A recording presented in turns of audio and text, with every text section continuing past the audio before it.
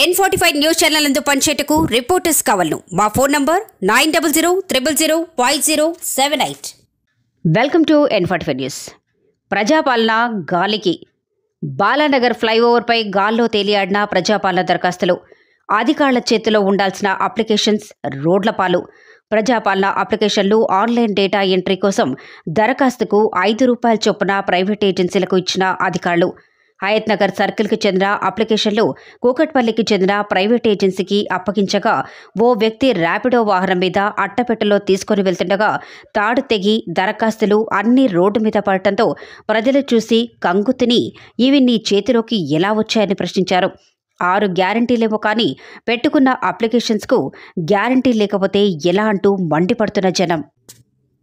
N45 news channel నందు పనిచేయటకు reporters కావాలను మా phone number 9000005078. Welcome to N45 news. కమలాపురంలో అయోధ్య శ్రీరామ అక్షంతల వితరణ. పెద్దశంకరంపేట మండల పరిధిలోని కమలాపురం గ్రామంలో శ్రీ అయోధ్య శ్రీరామ అక్షంతల వితరణ కార్యక్రమం జరిగింది. ఉదయం గ్రామంలో ఉన్న హనుమాన్ మందిరంలో అక్షంతల కలశాలకు ప్రత్యేక పూజా కార్యక్రమాలను నిర్వహించి శ్రీరామ జన్మభూమి తీర్థక్షేత్ర ట్రస్ట్ సభ్యులు గ్రామంలో ప్రతి ఇంటికి అక్షంతల వితరణ కార్యక్రమం చేపట్టారు. ఈ నెల 22న జరిగే భవ్య రామ మందిరంలో బాలరాముడి ప్రాణప్రతిష్ఠ అనంతరం అందరూ అయోధ్య శ్రీరామ అక్షంతల్లో ఆశీర్వదించడంగా స్వీకరించాలని 22 రాత్రి ఇంటి గుమ్మం ముందు 5 శతాబ్దాల కల నెరవేరుతున్న సందర్భంలో 5 దీపాలను వెలిగించాలని అన్నారు. ఈ కార్యక్రమంలో ఎంపీటీసీ స్వప్న, రాజేష్ రావు, దేశ్పాండే, సర్పంచ్ కుట్ల రాములు, గ్రామ పెద్దలు సీతారామరావు, దేశ్పాండే, మాజీ సర్పంచ్ రాములు, యువకులు, హిందూ సంఘాల నాయకులు అధిక సంఖ్యలో పాల్గొన్నారు. మనకు గత 2 సంవత్సరాల కింద మన రామనిధి సేకరణ ద్వారా ప్రతి గడప గడపకు రామనిధి సేకరించి ఈ రోజున మాల్గంద అయోధ్యలో భవ్య రామ మందిర నిర్మాణం ఆల్రెడీ జరుపుకున్నాం మనం. తర్వాత ఈ జనవరి 22వ తారీఖు రోజున అయోధ్య ప్రాణప్రతిష్ఠ అంటే బాలరాముని మామూలుగా ఏంటంటే ప్రాణప్రతిష్ఠ ఉంది.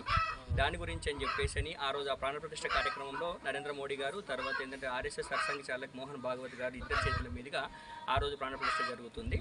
దీని గురించి అని చెప్పేసి శ్రీ రామ జన్మభూమి అయోధ్య క్షేత్ర వారు ఏం చేశారంటే ప్రతి గడప గడపకు ఆ రోజున ఏ మాదిరిగా అయితే రామనిధి సేకరించడం జరిగిందో గడప గడప నుంచి ఈ రోజు కూడా ప్రతి గడపకి ఈ యొక్క అక్షంతలు అందించేటువంటి కార్యక్రమాన్ని వాళ్ళు పూనుకొని ఒక గ్రామస్థాయి కమిటీల ద్వారా అందరి పెద్దలతోని మామూలుగా గ్రామాల్లో ఉన్న ప్రతి కుటుంబాన్ని నిద్రలేపి అందరిని మొత్తం మంది ఈ యొక్క రామకార్యంలో ఆ రోజు ఏ విధంగా రామచంద్రుడు ప్రతి కార్యంలో ప్రతి ఒక్కరిని మామూలుగా ఏ విధంగా భాగస్వామ్యం చేశాడు ఈ రోజు కూడా మనం అందరం కూడా ఊర్ల కుటుంబం అంతా కూడా భాగస్వామ్యం చేసుకుంటూ ఈ రోజున ప్రతి ఇంటికి గడప గడపకి ఈ యొక్క అయోధ్య రాముని అక్షంతలు పూజిత అక్షంతలు మామూలుగా అందించాలి.